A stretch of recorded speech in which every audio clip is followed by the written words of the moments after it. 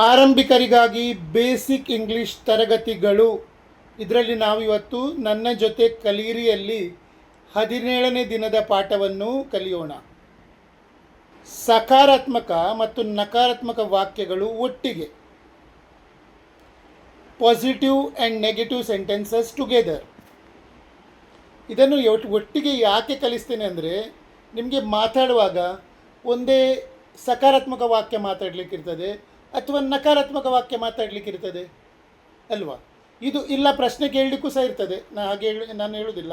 But ಎರಡು ಉತ್ತರಗಳಿರ್ತವೆ, ಒಂದು positive ಉತ್ತರ, ಒಂದು ನೆಗೆಟಿವ್ ಉತ್ತರ. ಅದನ್ನು ಒಟ್ಟಿಗೆ ಕಲಿತ್ರೆ ಒಳ್ಳೆಯದಲ್ವಾ. ನೀವೊಂದು ಸಲ ಪಾಸಿಟಿವ್ ಉತ್ತರ ಕಲಿತೀರಿ, ಸಕಾರಾತ್ಮಕ ಉತ್ತರ, ಮತ್ತೊಂದು ಸಲ ನೆಗೆಟಿವ್ ಉತ್ತರ ಕಲಿತೀರಿ. ಅದು ಬೇರೆ ಬೇರೆ ಕಲಿತ್ರೆ ನಿಮಗೆ ಅದರಲ್ಲಿ ಯಾವ ಕಾಲಕ್ಕೆ ಯಾವ ಕ್ರಿಯಾಪದ ಮತ್ತು ಸಹಾಯಕ ಕ್ರಿಯಾಪದ ಒಟ್ಟಿಗೆ ಬರ್ತದೆ ಅಂತ ಗೊತ್ತಾಗೋದಿಲ್ಲ. ಆ ಕಾರಣ ನಾನು ಸಕಾರಾತ್ಮಕ ಮತ್ತು ನಕಾರಾತ್ಮಕ ಅಂದರೆ ಪಾಸಿಟಿವ್ ಮತ್ತು negative sentence of simple present tense, ಸಾಮಾನ್ಯ ವರ್ತಮಾನ ಕಾಲದ್ದು ಒಟ್ಟಿಗೆ ಕೊಡ್ತಾ ಇದ್ದೇನೆ ನೋಡಿ. ಈಗ ಕ್ರಿಯೆ ಹೆಸರು ತಿನ್ನು. ತಿನ್ನು ಅಂದರೆ ಈಟ್. ನಾನು ತಿನ್ನುತ್ತೇನೆ, ಐ ಈಟ್. ನಾನು ತಿನ್ನುತ್ತೇನೆ, ಐ ಈಟ್. ನಾನು ತಿನ್ನುವುದಿಲ್ಲ, ಐ ಡು ನಾಟ್ ಈಟ್. ನಾನು ತಿನ್ನುವುದಿಲ್ಲ, ಐ ಡು ನಾಟ್ ಈಟ್. ಇದನ್ನು ನಾವು ಐ ಡೋಂಟ್ ಈಟ್ ಸಹ ಅನ್ಬಹುದು. ಅರ್ಥ ಆಯ್ತಾ? ಸರಿ, ಮುಂದಿನ ಕ್ರಿಯೆ ನೋಡೋಣ.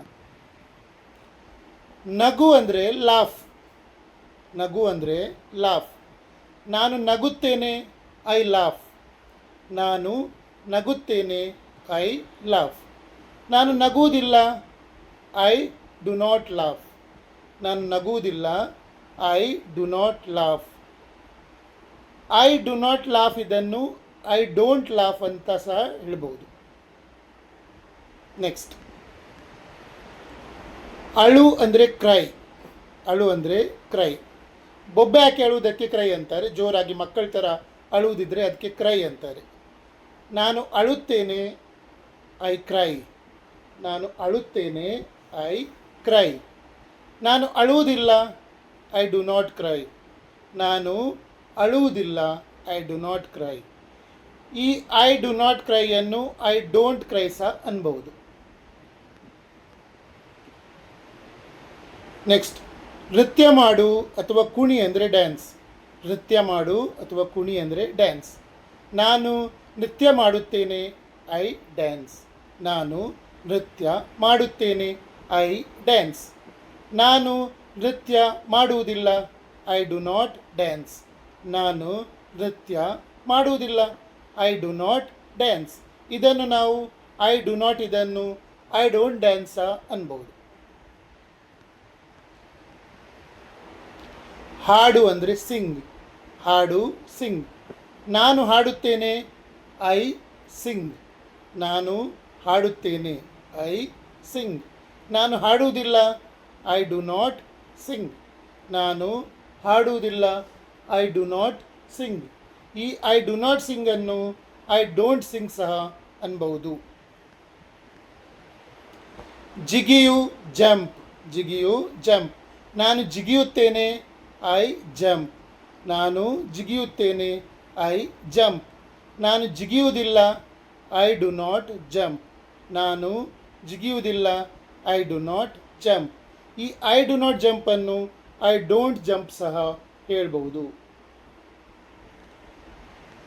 ನೆಕ್ಸ್ಟ್, ಅಡುಗೆ ಮಾಡು ಕುಕ್. ಅಡುಗೆ ಮಾಡು ಕುಕ್. ನಾನು ಅಡುಗೆ ಮಾಡುತ್ತೇನೆ, ಐ ಕುಕ್. ನಾನು ಅಡುಗೆ ಮಾಡುತ್ತೇನೆ, ಐ ಕುಕ್. ನಾನು ಅಡುಗೆ ಮಾಡುವುದಿಲ್ಲ, ಐ ಡು ನಾಟ್ ಕುಕ್. ನಾನು ಅಡುಗೆ ಮಾಡುವುದಿಲ್ಲ, I do not cook. I do not cook ಇದನ್ನು ಐ ಡೋಂಟ್ ಕುಕ್ ಸಹ ಅನ್ಬಹುದು.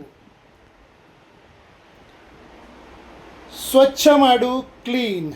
ಸ್ವಚ್ಛ ಮಾಡು ಕ್ಲೀನ್. ನಾನು ಸ್ವಚ್ಛ ಮಾಡುತ್ತೇನೆ, ಐ ಕ್ಲೀನ್. ನಾನು ಸ್ವಚ್ಛ ಮಾಡುತ್ತೇನೆ, ಐ ಕ್ಲೀನ್. ನಾನು ಸ್ವಚ್ಛ ಮಾಡುವುದಿಲ್ಲ, ಐ ಡು ನಾಟ್ ಕ್ಲೀನ್.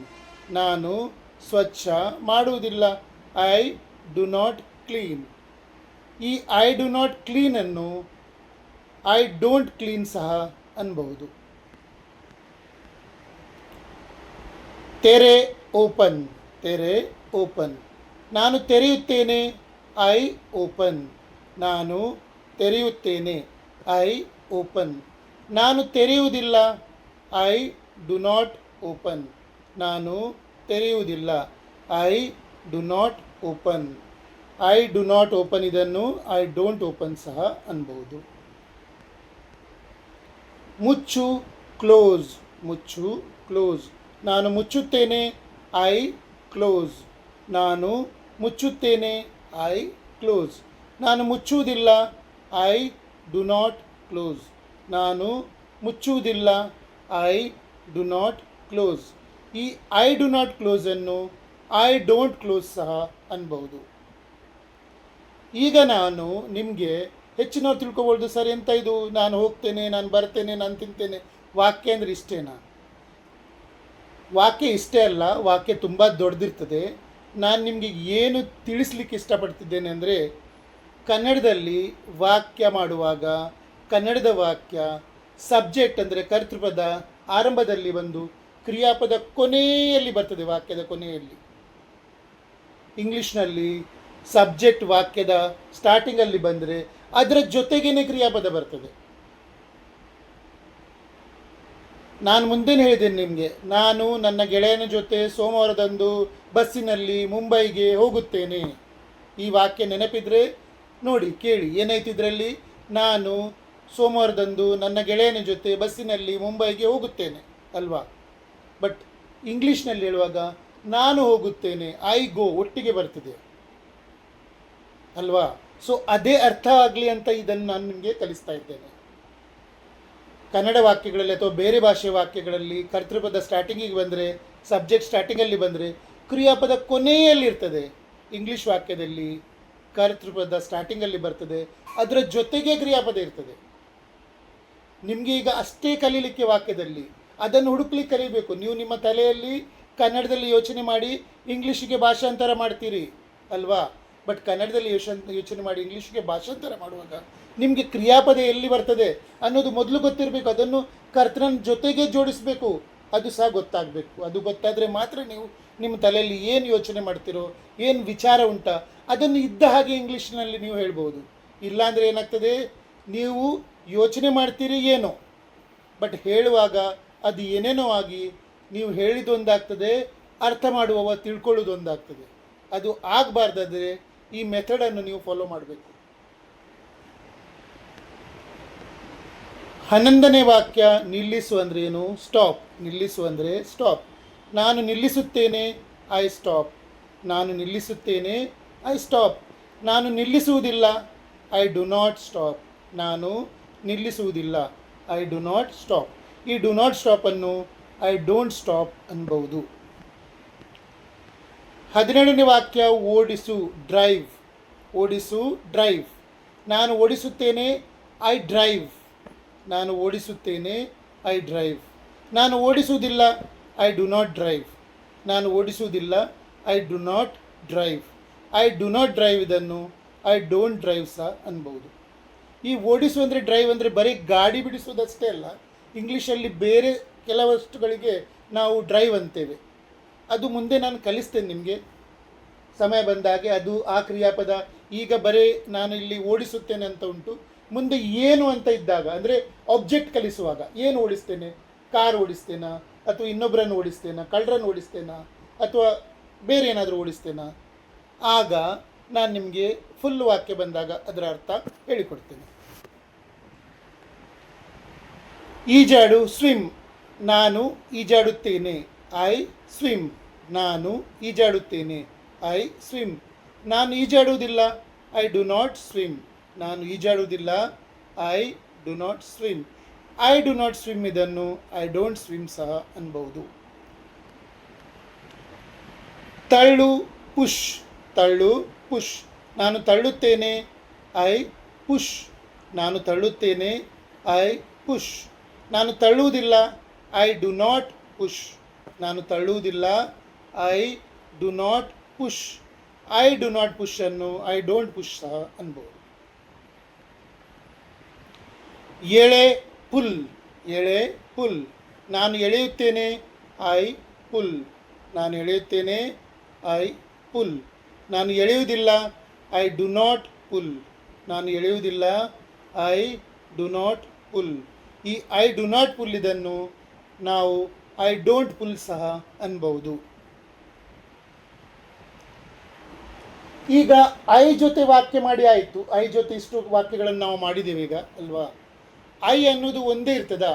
ಇಲ್ಲ. ಕರ್ತೃಪದಗಳು ಐ ಅಂದರೆ ನಾನು, ಅದರ ಬಹುವಚನ ವಿ ಅಂದರೆ ನಾವು ಇರ್ತದೆ.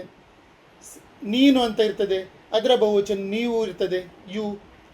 ಅದೇ ಅಲ್ಲದೆ ಹಿ, ಶಿ, ಇಟ್ ಅಂದರೆ ಅವನು, ಅವಳು, ಅದು. ಮತ್ತು ಎಲ್ಲ ಒಂದೇ ಹೆಸರು ಬಂದಾಗಲೂ ಏಕವಚನ ಆಗ್ತದೆ. ಒಂದಕ್ಕಿಂತ ಜಾಸ್ತಿ ಹೆಸರು ಬಂದಾಗ ಬಹುವಚನ ಆಗ್ತದೆ. ಅದೆಲ್ಲ ಕರ್ತೃಪದಗಳಿವೆ. ಬಟ್ ನಾನು ನಿಮಗೆ ವಾಕ್ಯ ಮಾಡಲಿಕ್ಕೆ ಕಲಿಸ್ತಾ ಇದ್ದೇನೆ. ಈಗ ಐ ಜೊತೆಗೆ ಕಲಿಸ್ತಾ ಇದ್ದೆ. ಈಗ ನಾನು ನೀನು, ಸಿಂಗ್ಯುಲರ್ ಏಕವಚನ, ನೀನು, ಇದನ್ನು ಪ್ರಶ್ನಾರ್ಥಕ ವಾಕ್ಯಗಳ ರೂಪದಲ್ಲಿ ಕಲಿಸ್ತೇನೆ. ಯಾಕೆ ಪ್ರಶ್ನಾರ್ಥಕ ವಾಕ್ಯಗಳ ರೂಪದಲ್ಲಿ ಕಲಿಸ್ತೇನೆ ಅಂದರೆ, ಸಕಾರಾತ್ಮಕ ವಾಕ್ಯದಲ್ಲಿ ನಾನು, ನಕಾರಾತ್ಮಕ ವಾಕ್ಯದಲ್ಲೂ ನಾನು ಅಂತ ಹೇಳಿದ್ದೇನೆ ಅಲ್ವಾ. ಬಟ್ ಪ್ರಶ್ನೆ ಕೇಳುವಾಗ ನನಗೆ ನಾನು ಪ್ರಶ್ನೆ ಕೇಳುವುದಕ್ಕಿಂತ ಇನ್ನೊಬ್ಬರಿಗೆ ಕೇಳುವುದಲ್ವಾ. ನೀನು ಬರ್ತೀಯಾ, ನೀನು ಹೋಗ್ತೀಯಾ, ನೀನು ಕುಡಿತೀಯಾ. ನಾನು ಬರ್ತೇನಾ, ನಾನು ಹೋಗ್ತೇನಾ, ನಾನು ತಿಂತೇನೆ ಅಂತ ನನಗೆ ನಾನು ಕೇಳಿದರೆ ಅಷ್ಟು ಸರಿಯಾಗುವುದಿಲ್ಲ. ಆದ ಕಾರಣ ನಾನು ಇಲ್ಲಿ ಪ್ರಶ್ನಾರ್ಥಕ ವಾಕ್ಯಗಳಲ್ಲಿ ನೀನು ಅಂತ ಉಪಯೋಗಿಸಿದ್ದೇನೆ. ವಾಕ್ಯಗಳನ್ನು ನೋಡಿ. ನೀನು ತಿನ್ನುತ್ತೀಯಾ, ಡು ಯು ಈಟ್. ನೀನು ತಿನ್ನುತ್ತೀಯಾ, ಡು ಯು ಈಟ್. ನೀನು ನಗುತ್ತೀಯಾ, ಡು ಯು ಲಾಫ್. ನೀನು ನಗುತ್ತೀಯಾ, ಡು ಯು ಲಾಫ್. ನೀನು ಅಳುತ್ತೀಯಾ, ಡು ಯು ಕ್ರೈ. ನೀನು ಅಳುತ್ತೀಯಾ, ಡು ಯು ಕ್ರೈ. ನೀನು ನೃತ್ಯ ಮಾಡುತ್ತೀಯಾ, ಡು ಯು ಡ್ಯಾನ್ಸ್. ನೀನು ನೃತ್ಯ ಮಾಡುತ್ತೀಯಾ, ಡು ಯು ಡ್ಯಾನ್ಸ್. ನೀನು ಹಾಡುತ್ತೀಯಾ, ಡು ಯು ಸಿಂಗ್. ನೀನು ಹಾಡುತ್ತೀಯಾ, ಡು ಯು ಸಿಂಗ್. ನೀನು ಜಿಗಿಯುತ್ತೀಯಾ, ಡು ಯು ಜಂಪ್. ನೀನು ಜಿಗಿಯುತ್ತೀಯಾ, ಡು ಯು ಜಂಪ್. ನೀನು ಅಡುಗೆ ಮಾಡುತ್ತೀಯಾ, ಡು ಯು ಕುಕ್. ನೀನು ಅಡುಗೆ ಮಾಡುತ್ತೀಯಾ, ಡು ಯು ಕುಕ್. ನೀನು ಸ್ವಚ್ಛ ಮಾಡುತ್ತೀಯಾ, ಡು ಯು ಕ್ಲೀನ್. ನೀನು ಸ್ವಚ್ಛ ಮಾಡುತ್ತೀಯಾ, ಡು ಯು ಕ್ಲೀನ್. ನೀನು ತೆರೆಯುತ್ತೀಯಾ, ಡು ಯು ಓಪನ್. ನೀನು ತೆರೆಯುತ್ತೀಯಾ, ಡು ಯು ಓಪನ್. ನೀನು ಮುಚ್ಚುತ್ತೀಯಾ, ಡು ಯು ಕ್ಲೋಸ್. ನೀನು ಮುಚ್ಚುತ್ತೀಯಾ, ಡು ಯು ಕ್ಲೋಸ್. ನೀನು ನಿಲ್ಲಿಸುತ್ತೀಯಾ, ಡು ಯು ಸ್ಟಾಪ್. ನೀನು ನಿಲ್ಲಿಸುತ್ತೀಯಾ, ಡು ಯು ಸ್ಟಾಪ್. ನೀನು ಓಡಿಸುತ್ತೀಯಾ, ಡು ಯು ಡ್ರೈವ್. ನೀನು ಓಡಿಸುತ್ತೀಯಾ, ಡು ಯು ಡ್ರೈವ್. ನೀನು ಈಜಾಡುತ್ತೀಯಾ, ಡು ಯು ಸ್ವಿಮ್. ನೀನು ಈಜಾಡುತ್ತೀಯಾ, ಡು ಯು ಸ್ವಿಮ್. ನೀನು ತಳ್ಳುತ್ತೀಯಾ, ಡು ಯು ಪುಷ್. ನೀನು ತಳ್ಳುತ್ತೀಯಾ, ಡು ಯು ಪುಷ್. ನೀನು ಎಳೆಯುತ್ತೀಯಾ, ಡು ಯು ಪುಲ್. ನೀನು ಎಳೆಯುತ್ತೀಯಾ, ಡು ಯು ಪುಲ್. ನೀನು ಓದುತ್ತೀಯಾ, ಡು ಯು ರೀಡ್. ನೀನು ಓದುತ್ತೀಯಾ, ಡು ಯು ರೀಡ್. ನೀನು ಬರೆಯುತ್ತೀಯಾ, ಡು ಯು ರೈಟ್. ನೀನು ಬರೆಯುತ್ತೀಯಾ, ಡು ಯು ರೈಟ್. ನೀನು ಕೇಳುತ್ತೀಯಾ, ಡು ಯು ಆಸ್ಕ್. ನೀನು ಕೇಳುತ್ತೀಯಾ, ಡು ಯು ಆಸ್ಕ್. ಇದು ಪ್ರಶ್ನೆ ಕೇಳುವುದು ಅಥವಾ ಬಾಯಿಂದ ಕೇಳುವುದಕ್ಕೆ ಆಸ್ಕ್ ಅಂತಾರೆ. ಕಿವಿಯಿಂದ ಕೇಳುವುದಕ್ಕೆ ಹಿಯರ್ ಅಥವಾ ಲಿಸನ್ ಅಂತಾರೆ. ಅದು ಸಹ ಮುಂದೆ ಬರ್ತದೆ. ನೀನು ಮಾತನಾಡುತ್ತೀಯಾ, ಡು ಯು ಟಾಕ್. ನೀನು ಮಾತನಾಡುತ್ತೀಯಾ, ಡು ಯು ಟಾಕ್. ನೀನು ನೋಡುತ್ತೀಯಾ, ಡು ಯು ವಾಚ್. ನೀನು ನೋಡುತ್ತೀಯಾ, ಡು ಯು ವಾಚ್. ಇವತ್ತು ನಾನು ನಿಮಗೆ ಪ್ರಶ್ನಾರ್ಥಕ ವಾಕ್ಯಗಳನ್ನು ಯು ರೂಪದಲ್ಲಿ ಕಲಿಸಿದ್ದೇನೆ. ಮತ್ತು ಒಂದೇ ವಾಕ್ಯವನ್ನು ಪಾಸಿಟಿವ್ ಮತ್ತು ನೆಗೆಟಿವ್, ಸಕಾರಾತ್ಮಕ ಮತ್ತು ನಕಾರಾತ್ಮಕ, ಡು ನಾಟ್ ಸೇರಿಸಿ ಕಲಿಸಿದ್ದೇನೆ ಅಲ್ವಾ. ನೀವು ಏನು ಮಾಡಬೇಕು ಅಂದರೆ ಒಂದು 50 ಇಂಥದ್ದೇ ಕ್ರಿಯಾಪದಗಳನ್ನು ಹುಡುಕಿ ಅದಕ್ಕೆ ಐ ಜೊತೆಗೆ ಏನು ಸಹ ಕ್ರಿಯಾಪದ ತಗೊಂಡು ನಾನು ಆಟವಾಡುತ್ತೇನೆ, ಐ ಪ್ಲೇ. ನಾನು ಆಟವಾಡುವುದಿಲ್ಲ, ಐ ಡೋಂಟ್ ಪ್ಲೇ. ನಾನು ನಟನೆ ಮಾಡುತ್ತೇನೆ, ಐ ಆ್ಯಕ್ಟ್. ನಾನು ನಟನೆ ಮಾಡುವುದಿಲ್ಲ, ಐ ಡು ನಾಟ್ ಆ್ಯಕ್ಟ್. ಇನ್ನೊಬ್ಬರಿಗೆ ಕೇಳುವುದು, do you act, do you play, do you dance, do you sing. ನೀನು ಈ ಥರ ಮಾಡ್ತೀಯಾ? ನೀವು ಪ್ರಾಕ್ಟೀಸ್ ಮಾಡ್ತೀರಾ? ಪ್ರಾಕ್ಟೀಸ್ ಮಾಡಿ. ಮುಂದಿನ ಕ್ಲಾಸನ್ನು ನಾಳೆ ತಗೊಳ್ತೇನೆ. ಇಷ್ಟನ್ನು ಪ್ರಾಕ್ಟೀಸ್ ಮಾಡಿ ಹಂತ ಹಂತವಾಗಿ ಹೋಗೋಣ. ಮೊದಲೇ ಹೇಳಿದ್ದೇನೆ ಒಂದು ಕತೆ ನಿಮಗೆ, how to eat an elephant ಅಂತ ಹೇಳಿ. ಆನೆಯನ್ನು ಹೇಗೆ ತಿನ್ನುವುದಂತ ಒಂದು ಸ್ಟೋರಿ ಇದೆ. ನೀವು ಒಂದು ಸಲಕ್ಕೆ ಒಂದು ಸಣ್ಣ ತುಂಡು ತಿಂತಾ ಹೋದರೆ ಕ್ರಮೇಣ ಆನೆಯನ್ನು ಸಹ ತಿನ್ನಲಿಕ್ಕಾಗ್ತದೆ ಅಂತ ಕಥೆಯ ಹೆಸರು. ಸೊ ಇಲ್ಲಿ ಆನೆ ಅಲ್ಲ, ಇಂಗ್ಲೀಷ್ ಕಲಿಯುವುದು ಹೇಗೆ ಅಂತ ಹೇಳಿ ನಾನು ಆ ಸ್ಟೆಪ್ ಬೈ ಸ್ಟೆಪ್ ನಿಮಗೆ ಕಲಿಸ್ತಾ ಹೋಗ್ತೇನೆ. ನನ್ನ ಕ್ಲಾಸಸ್ ಮುಗಿಲಿಕ್ಕೆ ಬರ್ತಿರುವಾಗ ನಿಮಗೆ ಹಂತ ಹಂತವಾಗಿ ಇಂಗ್ಲೀಷ್ ಮಾತಾಡಲಿಕ್ಕೆ ಬರ್ತದೆ. ಹೇಳಿದ ಪ್ರಾಕ್ಟೀಸನ್ನು ಅಷ್ಟೇ ಮಾಡಿ. ನಾನೀಗ ನಿಮಗೆ ಒಂದು 30-40 ಬೇರೆ ಕ್ರಿಯಾಪದಗಳನ್ನು ಹುಡುಕಿ ಅದನ್ನು ಈ ಥರ ಮಾಡಿ ಅಂತ ಹೇಳ್ತೇನೆ. ಅದನ್ನು ನೀವು ಮಾಡಲೇಬೇಕು. ಅಟ್ಲೀಸ್ಟ್ ಇಷ್ಟನ್ನಾದರೂ ಒಂದು 5-6 ಸಲ ಕೇಳಿ, ಇಷ್ಟನ್ನಾದರೂ ಡೈಲಿ ನೀವು ರಿಪೀಟ್ ಮಾಡಿ, ಇನ್ನೊಬ್ಬರ ಹತ್ರ ಹೇಳಿ ಉಪಯೋಗಿಸ್ಲಿಕ್ಕೆ ಕಲೀರಿ. ಇದನ್ನೇ ಪದೇ ಪದೇ ನೋಡಿ ಉಪಯೋಗಿಸಿ. ಇನ್ನೂ ಅಷ್ಟು ಕ್ರಿಯಾಪದಗಳನ್ನು ನೀವು ಮಾಡಿ ವಾಕ್ಯ ಮಾಡಿ ಕಲ್ತ್ರೆ ಬಹಳ ಒಳ್ಳೆಯದು. ಇಲ್ಲ ಅಂದರೆ ಇಷ್ಟನ್ನು ಮಾಡಿದರೂ ಇದನ್ನು ರಿಪೀಟ್ ಮಾಡಿದರೂ ಪರವಾಗಿಲ್ಲ. ಬಟ್ 10 ಸಲ ಮಾಡಿ. ಸರಿ, ಮುಂದಿನ ಕ್ಲಾಸ್ ನಾಳೆ ತಗೊಳ್ತೇನೆ.